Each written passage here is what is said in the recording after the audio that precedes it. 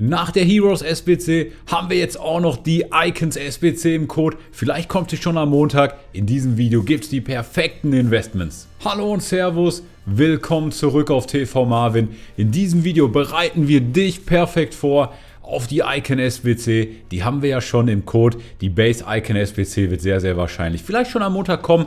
Und letztes Jahr hat das so 600 bis 700k gekostet, je nachdem welche Lösung man gerade nachgebaut hat. Und wir haben insgesamt 3 Investmentmöglichkeiten. Wir fangen an mit den Gold, wir werden Informs brauchen und bleib für den Bonustipp, den Tipp Nummer 3 an, was du sogar mit Low Budget, mit Silber- und Bronzespielern machen kannst. Investments Nummer 1 sind die Goldkarten und ich zeige dir gleich ein Team mit 11 Karten, also dass du hier wirklich so gut investieren kannst. Und wir fangen mal an mit Chiellini.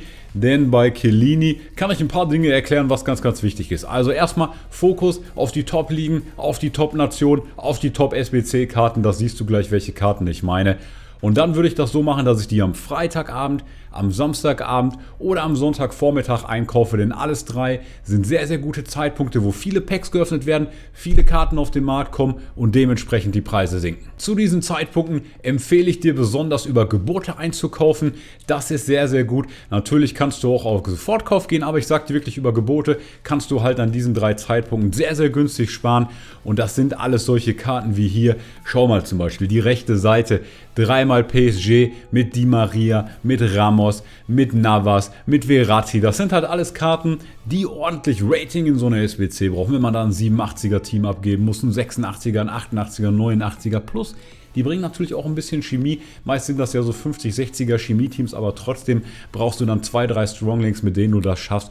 Und darauf achte ich eben, dass das diese Karten sind. Snipes sind auch sehr gut möglich. Wie gesagt, Freitagabend, Samstagabend und Sonntagvormittag. Freitag und Samstag mit den Promo-Packs und am Sonntag dann auch nochmal mit den Squad Red Rewards. Auch Sonntagabend kommen nochmal Promo-Packs, kann man nochmal einkaufen. Und beim Snipen finde ich es am besten auf der Web-App oder auf dem PC bzw. am Handy auf der Companion-App. Und wie gesagt, am besten sind da die Gebote, aber auch Snipes sind möglich. Und guck, nicht einfach 100 Mal eine Karte kaufen, sondern ich würde deine Investments auf mehrere Karten verteilen. Dann ist es oft so, dass diese Lösungen auf Footbin, die nachgebaut werden, wechseln, welche gerade die beliebteste, die günstigste ist.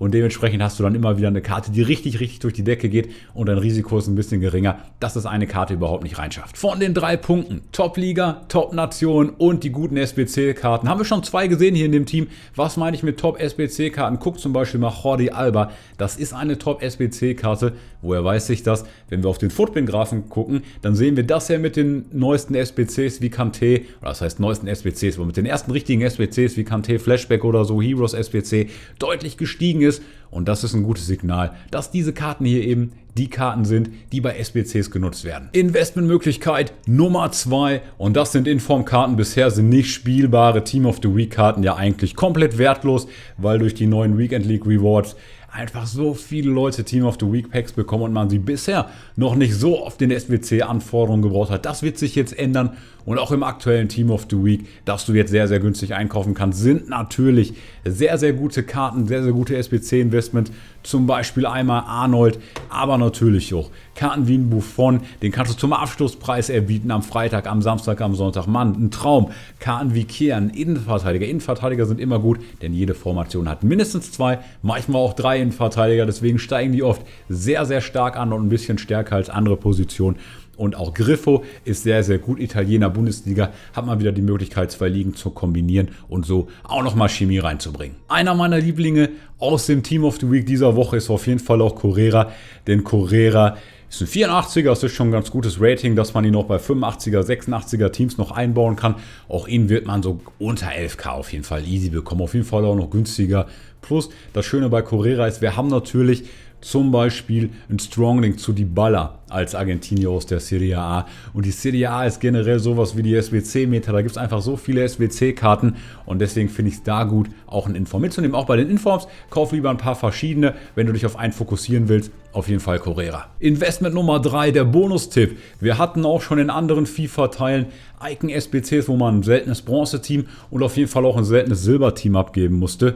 Und dazu kannst du bieten auf seltene Silberkarten und dann aus den Top-Nationen, also zum Beispiel Brasilien, Frankreich, Top-Nationen sind halt hier die ersten 9. Ich mache einfach mal Brasilien und dann kannst du Freitagabend, Samstag tagsüber, samstagsabends, sonntagsvormittags, sonntagsabends, immer wieder kannst du reingehen und einfach auf maximal 250 Coins zum Beispiel einstellen und diese Karten dann durchbieten. Hier könntest du auch nochmal einen Fokus setzen auf Innenverteidiger zum Beispiel. Innenverteidiger werden immer zweimal gebraucht in jeder Formation. Und dann kannst du einfach auf diese Karten durchbieten. Bietest einfach immer die 250 Coins. Die meisten davon sollten durchgehen.